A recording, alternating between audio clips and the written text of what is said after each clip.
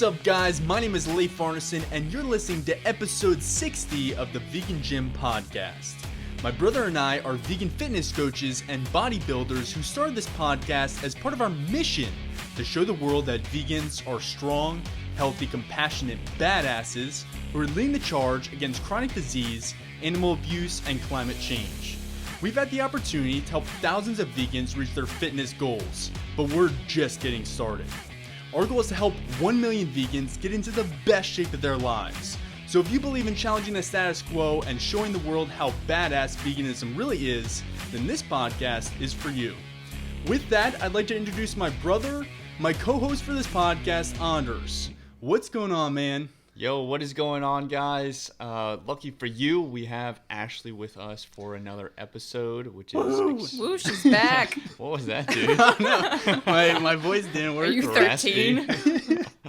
Yeah, basically. But yeah, super stoked to have you on this podcast, and we're talking about some pretty awesome stuff today. So, I mean, this is kind of something that you have gone through and kind of really struggled with. So, it's really cool to have this opportunity to talk through this with you and to kind of help other people who are kind of facing these same issues and kind of limiting beliefs and stuff about them or negative kind of thoughts to really kind of push through that. So today we're talking about the scale and not letting the scale kind of define your progress, not letting it define you. This is something that I've found a lot of people don't like talking about because they feel like it's... it really like affects their life, and they feel like they don't want to show their insecurities. And it's going to be really awesome to really dig deep into this because you've overcome this yourself. Exactly. And I know a lot of people can gain a lot of knowledge from this. Yeah. So, I'm pumped. Let's do it. So let's start by just kind of getting some background into your story, kind of what you went through. Like obviously you've lost a lot of weight over the past few years, and now you have kind of developed a healthy relationship with body weight, with the scale, and kind of your progress in general. So how has that kind of transpired for you? Where were you when things were kind of at their lowest when it came to like body image and how you associate your progress with the scale? Sure, absolutely. I mean, when I was first dieting, I was so obsessed with the scale. Everything, my mood, how I viewed life would just be dictated by that simple little number. For example, if the number was higher than it was the previous day, I would be in a terrible mood. It would be a terrible day. I would restrict calories severely. I would punish myself at the gym by doing hours upon hours of cardio.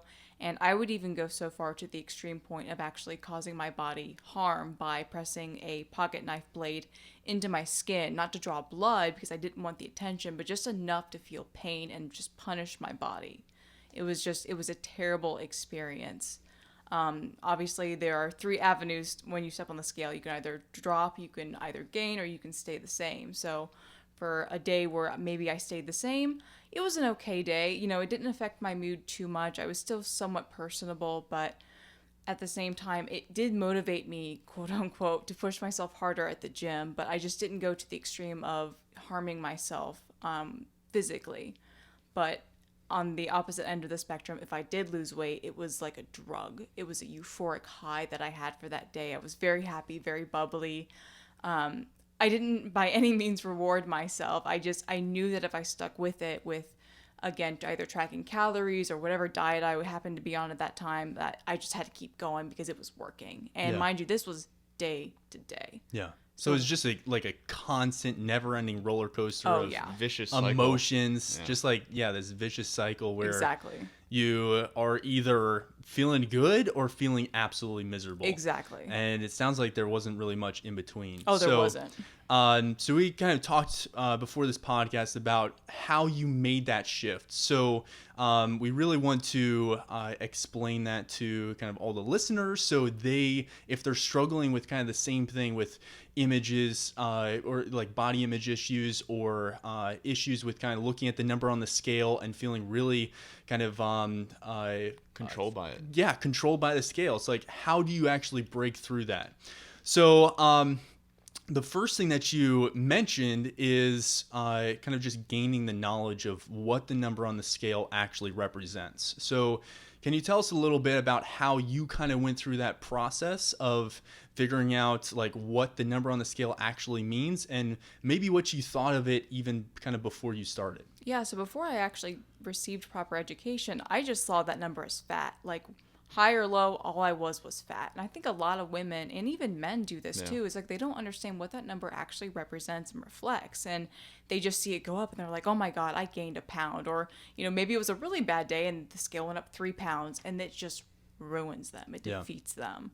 But really, it's like people need to understand that the scale just reflects like who you are. It's like what you weigh is like your skin, your hair, your nails, your organs, the water, fat, muscle. It's like exactly like what you are on this earth, but it's not who you are. It does not define you.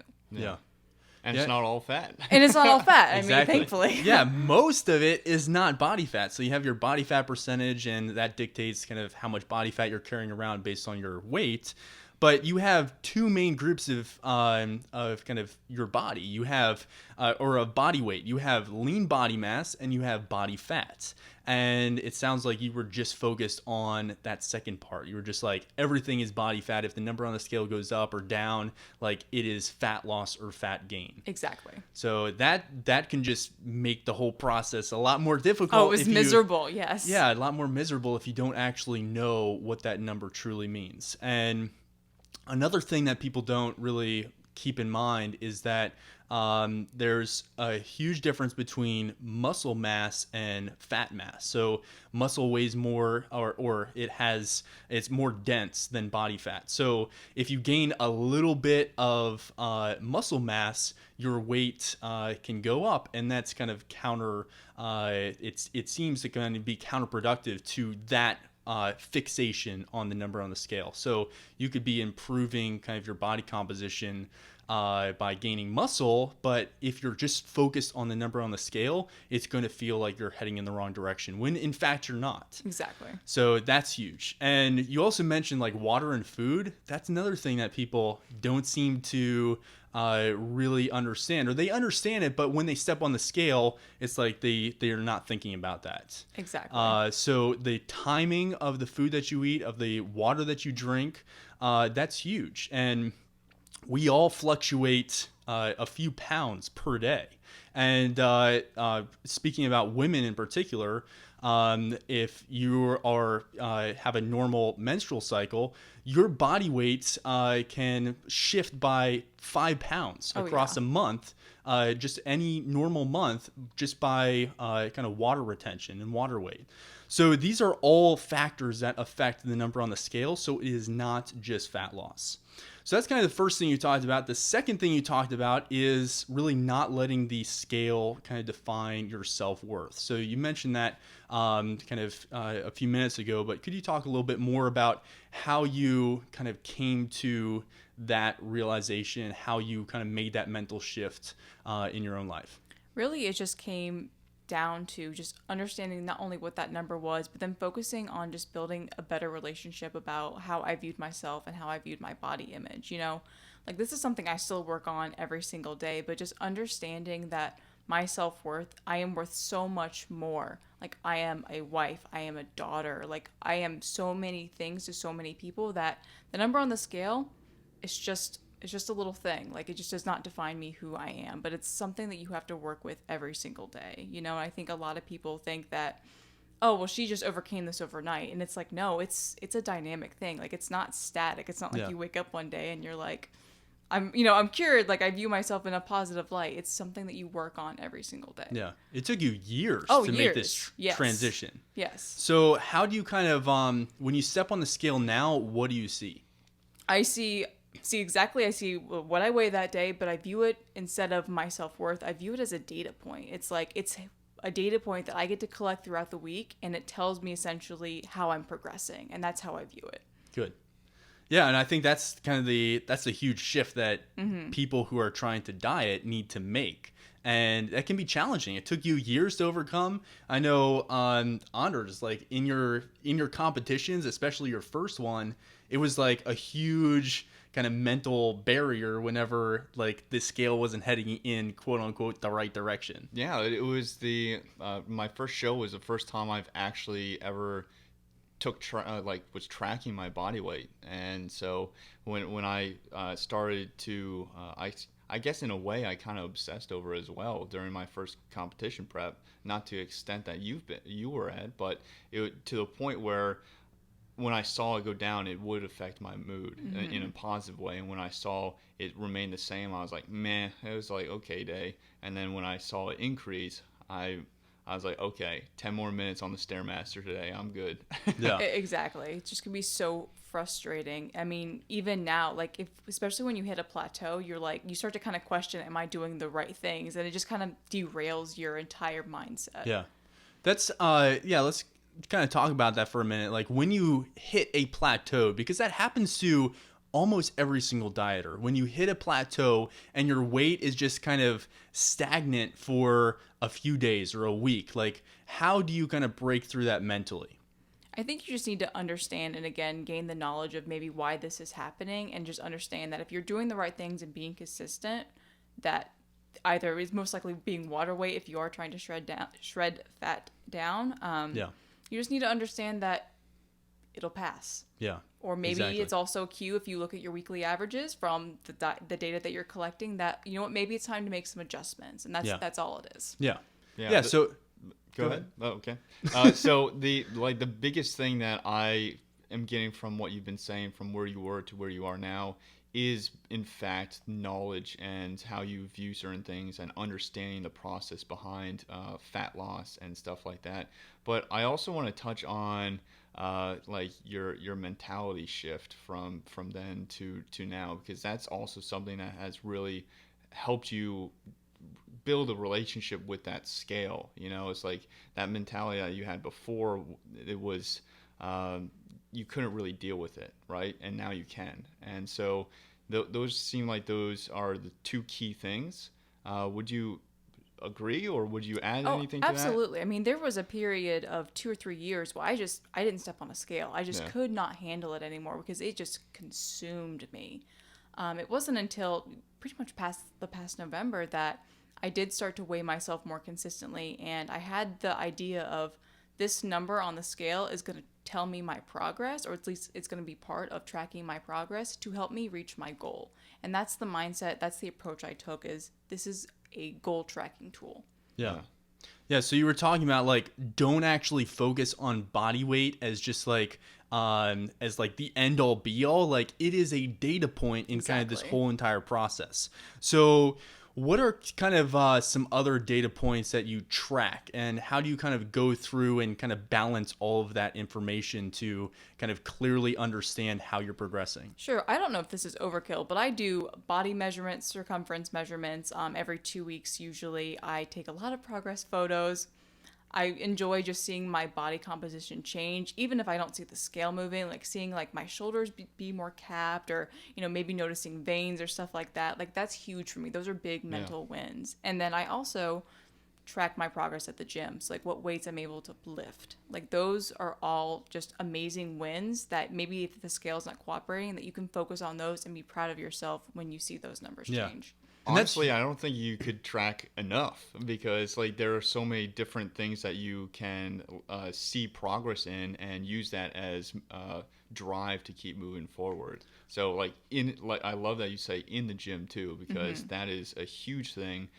People obsess over their body image, but they don't really think about the weight they're lifting and the strength they're building and stuff like that. I think that is super powerful. That's huge. And you can track things like how many steps have I taken in the day? How many glasses of water have I had? How many handfuls of kale did I eat today? It's like there are so many things that you can track that aren't like, okay, this is my body weight and this is who I am. This is what defines me. No, I am a healthy person who is following a fit vegan lifestyle, and all of these different things that I'm doing, all these activities that I'm doing on a daily basis contribute to that. Exactly. So I can track that from really, like, the possibilities are endless. You don't need to just say, like, all of those examples you gave are amazing, and that's what we do ourselves. That's what we recommend to clients. But you can go so far beyond that and track things that like matter to you, that are going to, again, they're just all data points that can kind of cumulatively show you how you're progressing. So another thing that you were talking about is not letting the scale kind of control your day. So there's kind of the one part where you said don't let it represent your kind of self-worth. But then it also, I imagine there's still a component where if you see the kind of your progress seemingly plateaued on the scale, that can still seem to be kind of an annoyance, or it kind of controls your day, controls your mood to some extent. So how do you kind of battle that? I think it's easy to get frustrated and down on yourself, especially if you see the number increase or you're plateauing. But at the same time, you just have to recognize that, like, there are so many more things that you should be focusing on when it comes to tracking your progress, that getting, again, like, overwhelmed and consumed by this number just isn't healthy. And just step on the scale, record the number, and try to move on. Like, focus on something else that is going to help empower you and make the day better, rather than focusing on that negative little aspect. Yeah. So as you're going through and like weighing yourself on a daily basis, do you kind of track on a day-to-day basis, or you try to just record the number, separate yourself from that, and like every week you just kind of like compute your average body weight and compare that? Or how do you kind of go through that process? That's a good question. That is a great question. I definitely do a weekly average, because day-to-day fluctuations happen. You know, I might drink more or less water one day, or, you know, I might be really sore and there might be a lot of inflammation. So if I went day-to-day, I'd drive myself mad again. So I always do a weekly average, because it just gives a much better representation of whether or not you were gaining, losing, whatever your end goal is. Yeah. And this actually goes for bulking as well. Like, this isn't really the topic of this podcast right now, but I could talk for hours on this. This goes for bulking as well, because like seeing the number like be the same for a week or 2 weeks or a month, especially since we've been training for so long, like our progress has slowed because we only have like so much potential to build muscle naturally. So like our progress kind of slows, and then it's such a kind of long-term game that if you look at the scale from one day to the next, you drive yourself crazy, just like you would with dieting, but kind of for a different reason. Right. So that's huge to kind of track on a longer-term scale. So you also said before we record the podcast that you worked really hard to not compare yourself to others, and to not let society's standards of like weight loss or fixation on weight loss and kind of like a certain body image, or like your body weight is like matters a lot and you need to like lose 30 pounds and be like this person's body weight and stuff. So how did you kind of break through that in your own journey? Sure. I think it's so easy just to get caught up, especially with Instagram now. Like, there are photos everywhere, and it's so easy to go down a rabbit hole. You have access to it in your back pocket. Literally. You know, you see it everywhere: Facebook, Instagram, any platform. Exactly. And for someone maybe who is more old-fashioned, like magazines, there are like this diet, that diet. These women look like this. Maybe these men even look like that. Yeah. And we are just consumed by how we look as a society. The biggest thing for me is, especially when I'm going through a hard time, is to reflect on where I came from. Yeah. I think that's a big thing that people miss out on, is they're so focused in the now, or maybe even the futures. They don't like take a step back and realize and appreciate their bodies and how hard they have worked in the past. And that's something I see a lot of women do, is they get so frustrated with maybe their progress right now. They just don't take time to really, again, appreciate what their body has done for them, and literally pat themselves on the back and just be grateful for where they have come from. Yeah. That's huge. I'm really glad you brought that up. Reflection is key. Yeah. I mean, going back and like celebrating those wins, like looking at your kind of before pictures like 5 years ago versus now, it's like unbelievable. The transformation is insane. Was it the hair? And I do the same thing when I kind of like look at my own pictures, but it can be so easy to forget that, because you're looking in the mirror like day in, day out, and you're like, oh, I don't look any different than I did yesterday, or I don't look as good as I did yesterday, or I feel like I'm a little puffier or something. So how do you kind of go back and kind of remind yourself of that? It's Depending on if I'm having like a woe is me moment, I'll just be like, Ashley, stop being dumb. Like, you need to definitely just appreciate how hard you have worked in the past years and just keep pushing. And you know what? Be patient, because this is a waiting game. Like, you have to be patient, you have to be consistent and stay on course, because it's so easy just to give up on yourself, but you really just have to keep on going. Like, you just have to keep on with the momentum. Yeah. That's awesome. Well, I think that pretty much covers everything. Do you guys have anything else that you want to talk about? No, I think that, yeah, I don't have anything else. Do you, Ash? I think just at the end of the day, it's just important to remind yourself that your self-identity, your self-worth should not be reflected by a number on the scale. Yeah. And that's incredibly huge. And so take like all of these little nuggets that Ashley's been talking about throughout this podcast, apply it to your life and see those kind of positive changes, and focus on kind of just making this a sustainable lifestyle. Focus on health, focus on becoming more fit, and don't just define all of your progress by the number on the scale. So go make some gains and keep challenging the freaking status quo.